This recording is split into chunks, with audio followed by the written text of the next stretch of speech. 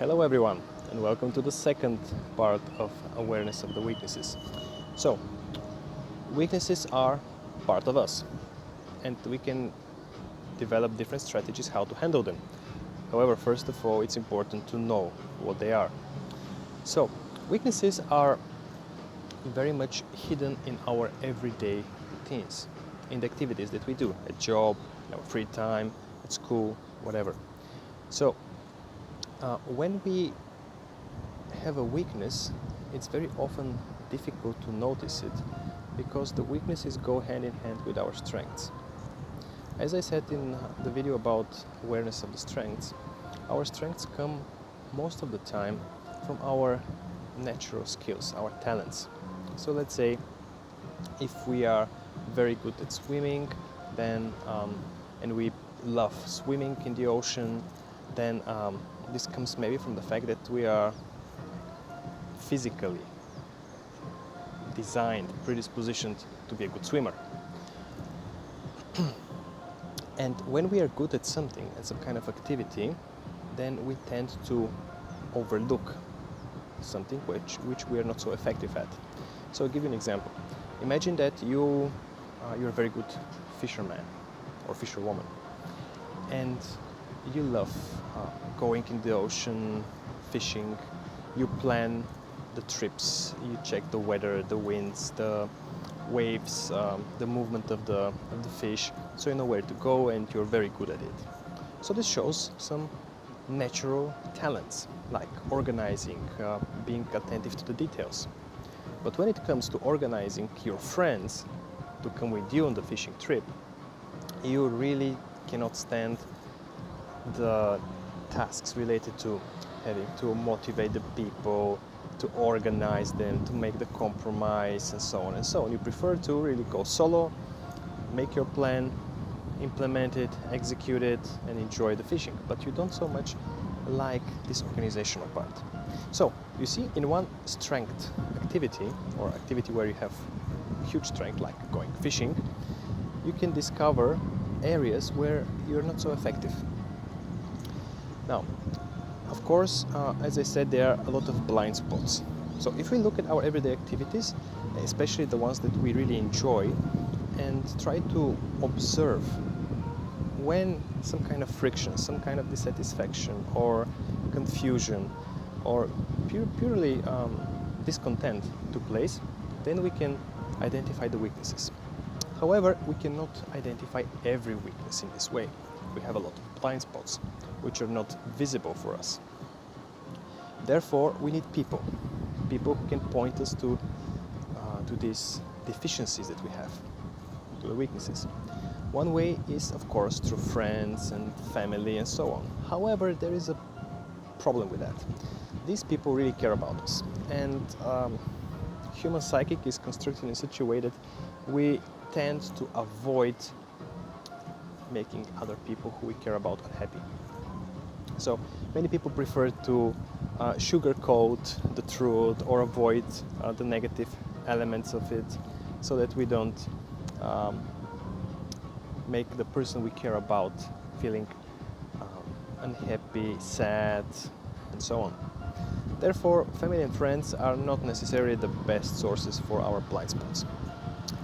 Another option is teachers.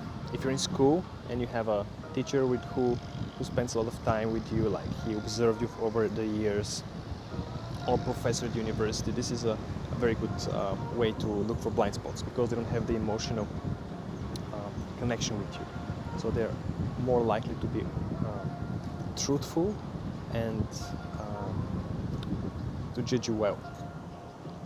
Also, mentors. I spoke before, I would like to stress on it again. Mentors, real life mentors, people who are way ahead of you. Meaning that, let's say, if you are if you're a fireman and you're in the beginning of your career, well, your mentor could be the chief of the fire brigade. You know, somebody who walked the steps that's way ahead of you, that you're now about to embark on. So people who are ahead of you could be your mentors, because they could observe you from a distance. They can give you professional and personal advices, but they don't have, again, this emotional connection with you. The mentors are not necessarily people you work with. It could be people who are outside of your job, maybe outside of your industry. People who, again, they have the experience and you meet them not necessarily too often, maybe once a month, once a quarter. And then they have also the distance of time. So, distance of emotions, emotional connection, and distance of time, because then they can compare you easily. Because when somebody sees us every day or too regularly, then these people tend to miss the progress or the issues that we repeat again and again, because they become normal. They become part of our, let's say, behavior and way of performing, and it doesn't attract their attention to it. Another way is to do tests. Tests like the one which I do for the people who join the Leadership Foundations course, where we identify in the first session through an interview which are the strengths and which are the weaknesses. So the weaknesses could be tackled also through questionnaires, where you send questions to the people around you to evaluate you, really to as many people as possible, in a way like a statistical research, and you find out where they see you weak. Again, avoid family members, best friends, and things like that, because they tend to boost up the scores and make you look better than you really are. And what really also helps to identify your weaknesses, as long as your strengths, is to write your goals. I don't say New Year's resolutions, but really to write goals, to set up goals. Let's say for the next 2 months, for the next 1 month, and then commit to them. And if you fail on the goals, to analyze why. Right? So these are the general easy steps to identify the weaknesses. Reflect upon your everyday activities and look for the activities where you enjoy, where you feel strong, and then look where are the weaknesses hidden there. Second way is to ask people around you, preferably people who are emotionally not so much connected with you, and also try to set up goals, like a journal, like a project plan if you want, and see whether you achieve them, and if not, why not. But it's important that once we identify the weaknesses, to decide what to do with them. So in the previous video I said there are different strategies.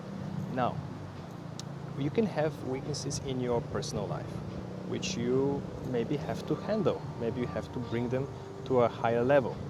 Let's say you're not a good listener and your friends complain about it. So you cannot just ignore it and say, okay, I am the way I am, I'm not going to listen to you, and my strength is to be a funny guy, because then people will feel, offended at least. So you're going to break or damage the relationship.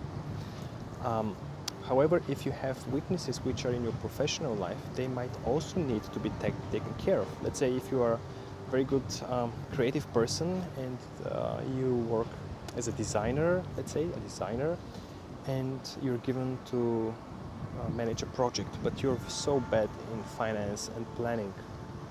And of course you fail if you don't improve this skill, the planning and the financial understanding of the matter.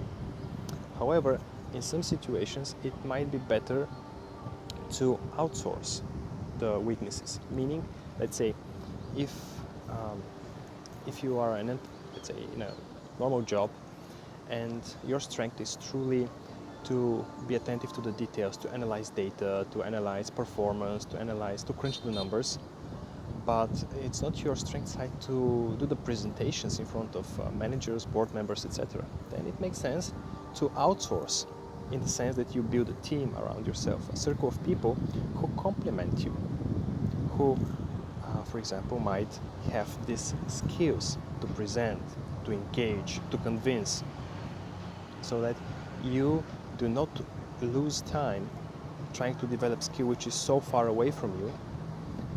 You use the time to focus and improve even more your strength, your core strength, the analysis, but at the same time you attract the people who can help you with your weakness. So much about the weaknesses. It's important first to be aware about them, so really start to reflect upon you, ask other people to reflect upon you as well.